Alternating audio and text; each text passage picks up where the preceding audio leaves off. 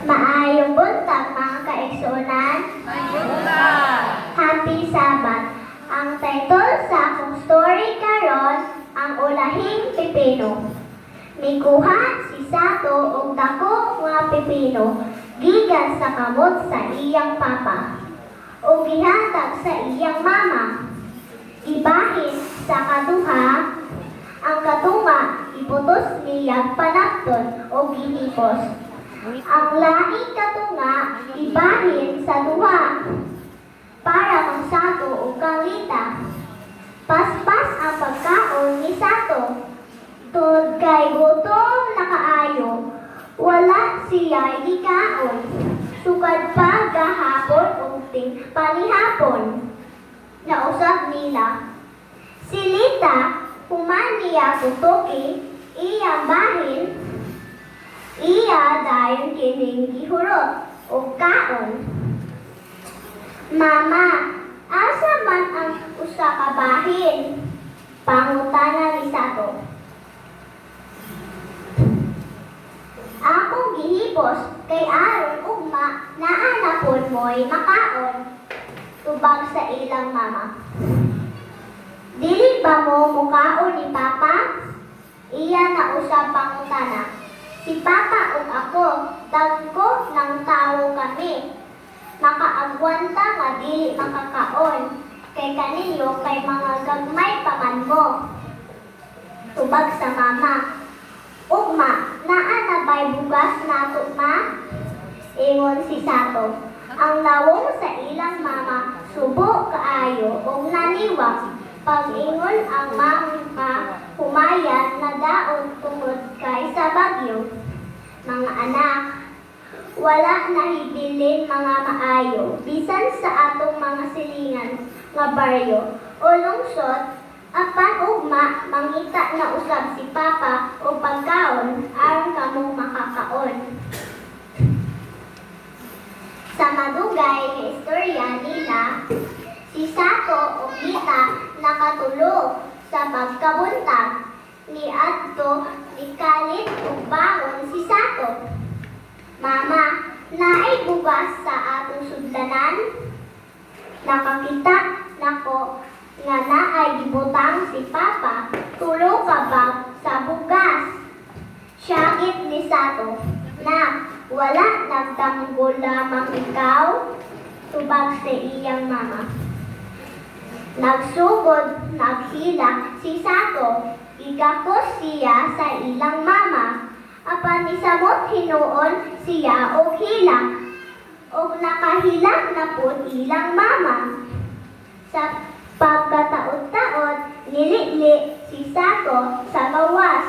Sa puntahan, dunay mga tawo nga labay. Walay may dala. Walay bugas, walay basket, walay bisan unsa nga dala. Walay bisan isa nga dunay pagkaon. Naghinuktok sila.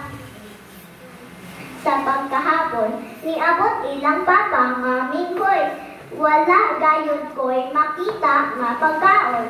Sa bisan asa nga akong giadtuan. Gatot ako nga mga kamot adlaw-adlaw mo o kay sa mga yuta.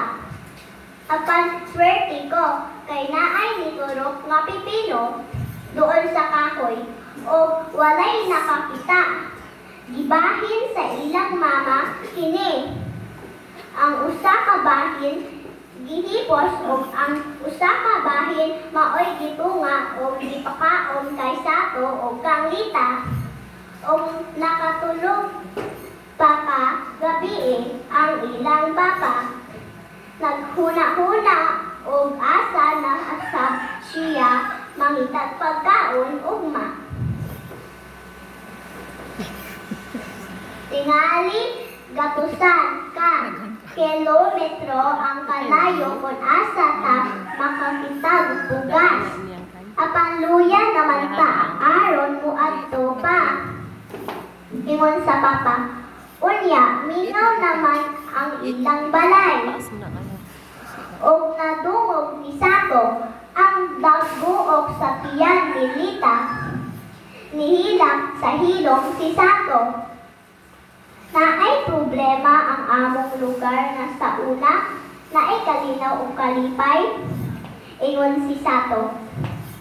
Bisan pa o gusto siya mutiabaw sa paghilak, apan dili siya gusto aron dili mo hilak ilang mama. Sayo sa buntagon, ang tanan na himata o andam na ipakaon ang gihipos ni mama nga ulahing pipino. Alang ni Sato o Lita, gikaon ni Sato ang iyang bahin sa madali ug walay na bilin nga bisan palit o si Lita iyang gikaon ang iyang bahin.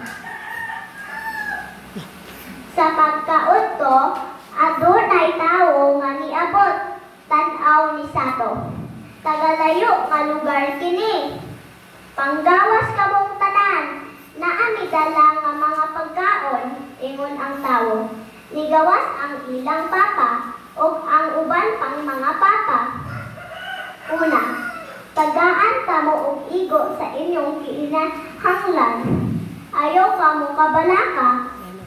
Pagluto kamo og lugaw sa inyong mga balay, lugawa nag-ayo o kanuna ninyo aron dili madaot inyong mga tiyan. Sugo sa tawo. Human pakakaon ang ibuok pamilya ni Sato, nangunta na ang ilang mama. Asa man kakaigan ang mga pagkaon. Naay mga tawo nga nagpuyo sa lugar nga Amerika. Mga matinabangon o mahigugmaon nga mga tawo, sila ang ilang Ginoo sama usab ana tubag sa papa. Apan nga naman ang gatabang sila sa layong mga dapit. Ingon ang mama, nagasimba sila sa Ginoo nga maoy nagbuhat sa tanan tubag sa papa. Ang tibuok pamilya ni Sato nalipay o gusto mag-alagad sa Ginoo nga nagbuhat